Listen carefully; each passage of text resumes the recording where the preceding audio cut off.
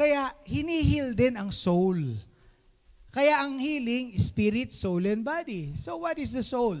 Ang soul po comprises of mind, emotion, will, and intellect. Yan po ang bumubuo sa ating pong tinatawag na kaluluwa. Yung isip natin, kasama doon. Yung emosyon natin, kasama doon. Yung kagustuhan natin, yung karunungan na nandito, kasama lahat yan sa soul. Sa soul. Okay? Now, after being born again, the soul or the mind, which also consists of the emotion, had to be educated by the Word of God. And has to be processed by the Lord to be healed inwardly. Naka-experience ka na ng born again experience. Your spirit is born again, yes. Pero what's the next step? Kailangan yung ating isip, mabago, yung pag-uugali natin, amen po ba? Maging kawangis ng Diyos. Hindi instant, hindi overnight. Walang magic sa altar call. Amen po ba? Hindi pagka tumanggap ka sa Lord, kinabukasan, naging na-Jesusified ka na. Yan ang term eh. Okay? So, kailangan natin ang salita ng Diyos. Kasi marami dito sa isip natin na kinalakihan natin, na nakasanayan na natin na ituro sa atin. Kailangan yun hugasan ng salita ng Diyos. Amen? Kailangan yun baguhin ng salita ng Diyos. Kaya pinaprocess tayo ng Panginoon. Kaya kung ano ang madalas mong kaharap, kung ano ang madalas mong ginaganon, kung anong pinapasok mo sa isip mo, yun yung nagre-reflect sa'yo. And I tell you this, meron tayong participation dito sa healing process na to. Amen po ba? Because God has given us the free will. Kung gusto mo, makikikooperate ka. Ididisiplin mo yung sarili mo. Paano ka ang isip mo, mababago, mahugasan ng salita ng Diyos. Ikaw mismo magdidesisyon na pahugasan sa salita ng Diyos ang iyong puso at isipan. Amen po ba? So ulitin ko, kung saan ka nagbababad, kung anong pinapanood mo, nagbababad ka doon, kapag nagsalita ka, yun yung lalabas sa'yo. Amen po ba? Kaya yung soul, yung ating kaluluwa, yung isip natin, binabago ng Panginoon. Be ye transformed by the renewing of your mind. No, Romans chapter 12, verse 2. So, paprocess ka ng Panginoon, i-educate ka ng Panginoon sa pamagitan ng salita ng Panginoon. No? And i-heal yung heart natin inwardly. I-heal yung heart natin inwardly. Okay? So, sabi ni David sa Psalm 103 verse 1, "Bless the Lord, O my soul, and all that is within me, bless His holy name." Sino ang kinakausap ni David? Yung soul niya. Yung isip niya, yung emotion niya, yung intellect niya, sabi niya, "Bless the Lord, O my soul." Because the Lord will not. Amen po ba? We will. Kasi ang pagsamba sa Panginoon, dapat kusang loob natin, kalooban natin. Ang pangit naman kapag pinindot ka ng Lord para sumamba sa Kanya. No? Kinontrol ka ng Diyos para sumamba sa Kanya. Kinontrol ka ng Diyos para mahalin siya. Ibig sabihin, hindi bukal sa puso natin yung pagsamba at pagmamahal sa Panginoon. Kaya sa atin manggagaling, sabi mo sa katabi mo, sa atin manggagaling yung desisyon. Yan. We have to cooperate with God, no? Dito sa healing of our soul. Pero tinatawag na inner healing from deep wounds or inner healing from deep hurts. Ito yung mga malalalim na sugat ng damdamin. Sino nakaranas ng gano'n? Yung sobrang nasaktan, yung damdamin, yung puso mo, sobrang nasaktan, no? Yung isip mo, no?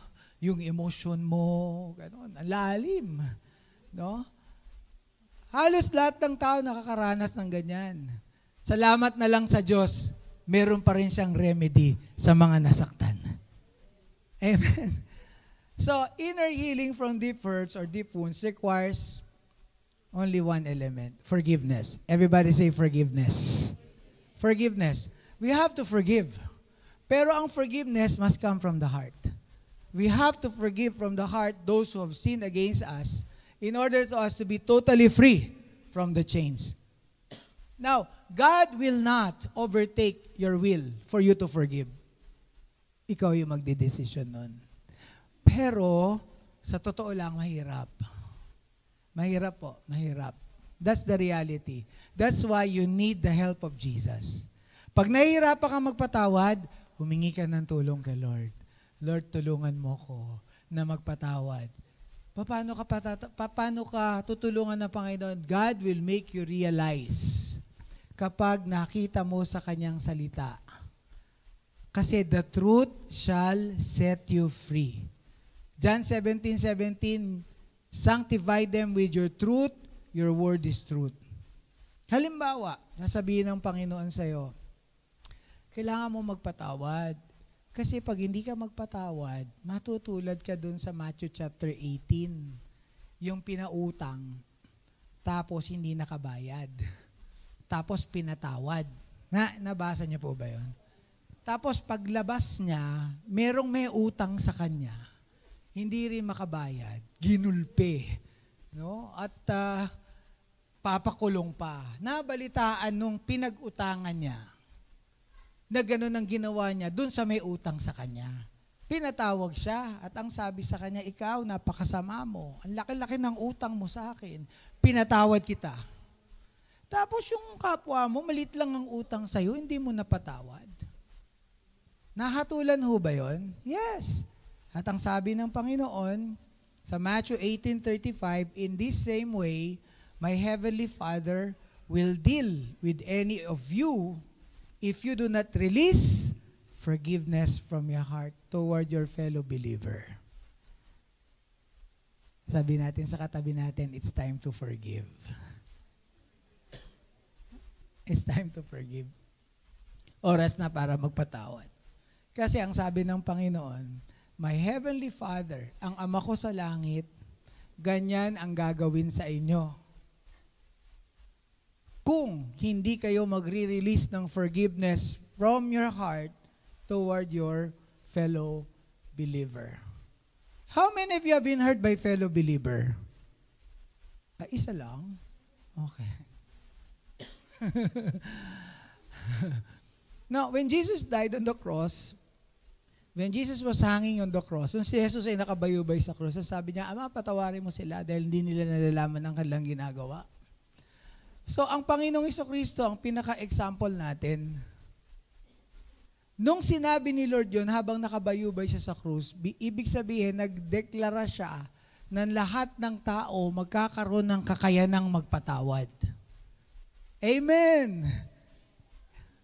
Can you say amen? Sabihin mo sa katabi mo, may kakayanan kang magpatawad. Sinabi na ni Lord yun eh. And He is our perfect example. When He said, Father, forgive them for they do not know what they're doing, binibigyan niya ng kakayanan ng lahat ng tao na magpatawad. Whew. Kasi ang pagpapatawad ay susi. Sabihin po natin, forgiveness is a key. Ang isang pinto, hindi mabubuksan pag walang susi, kapag nakalak yan. No? Forgiveness is a key. Marami hindi mabuksan yung pinto kasi ayaw nilang gamitin yung susi. Only forgiveness is the key. The Lord will not forgive us if we will also, the Lord will forgive us if we will also forgive others. Ang Panginoon, patatawarin tayo kapag pinatawad din natin yung iba. You know, I cannot share anything that I have not experienced. And I tell you, this is very effective. This is very effective. Very, very effective. When you pray, papaalala ng Panginoon sa inyo, you forgive him, ha? You forgive her. Tatanggi ka ba? No, ayoko nga, Lord.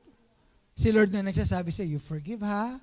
You forgive him, you forgive her, you forgive them.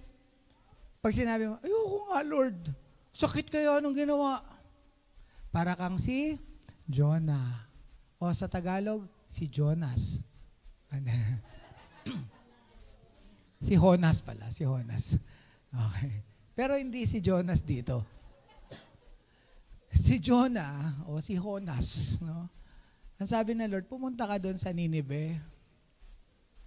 Sabihin mo yung aking warning sa kanila na within several days, tutupukin sila dahil grabe ang kasalanan. Ano ang sagot ni Jonah? Oh Lord, wag na. Ituloy mo na yung judgment mo dyan. No? Imbes na pumunta sa Nineveh, sumakay ng barko si Jonah papunta sa ibang lugar. Hallelujah! Pero,